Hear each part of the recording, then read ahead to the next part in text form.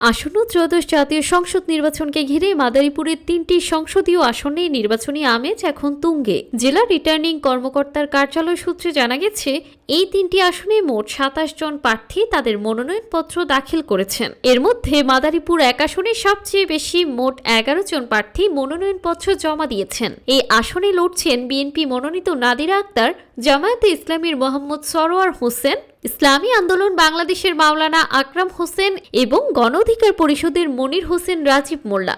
এছাড়াও স্বতন্ত্র প্রার্থী হিসেবে সাজ্জাদ হোসেন লাভলু সিদ্দিকী, কামাল জামান মোল্লা, ইমরান হাসান এবং জাতীয় পার্টি জহিরুল ইসলাম মিন্টু ও খেলাপত মজলিসের পীরজাদা হানজালা তাদের মনোনয়নপত্র দাখিল করেছেন। আমি দলের বিরুদ্ধে এখনো যাইনি, কোনোদিনই যাব না। আমি সারা জীবন দল করেছি, রাস্তায় আন্দোলন সংগ্রাম করেছি।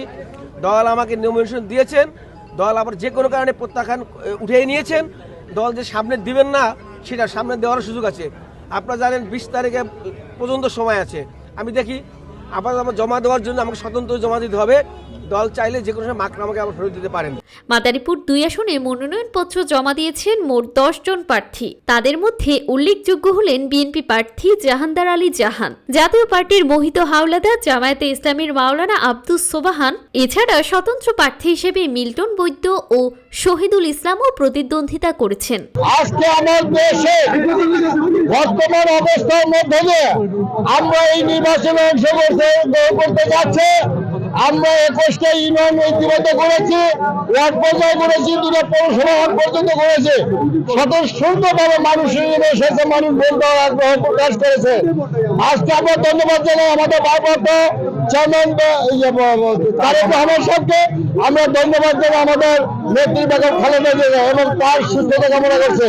আমরা নির্বাচিত হতে পারলে, আমার সরকার বিএনপি সরকার গঠন করতে পারলে আগামীতে আমাদের আজকে ফ্যামিলি কার্ড আছে, কৃষি কার্ড আছে, স্বাস্থ্য কার্ড আছে এবং ইমামদের মসজিদদের জন্য ভাতার ব্যবস্থা আছে।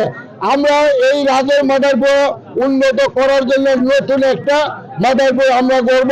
অন্যদিকে মাদারীপুর ৩ আসনে মোট ৬ জন প্রার্থী তাদের মনোনয়নপত্র দাখিল করেছেন। এই আসনে বিএনপির আনিসুর রহমান খোকন, ইসলামী আন্দোলনের মাওলানা আজিজুল হক, জামায়াতে ইসলামীর মাওলানা রফিকুল ইসলাম এবং স্বতন্ত্র প্রার্থী আসাদুজ্জামান পলাশ ভোটের মাঠে লড়বেন।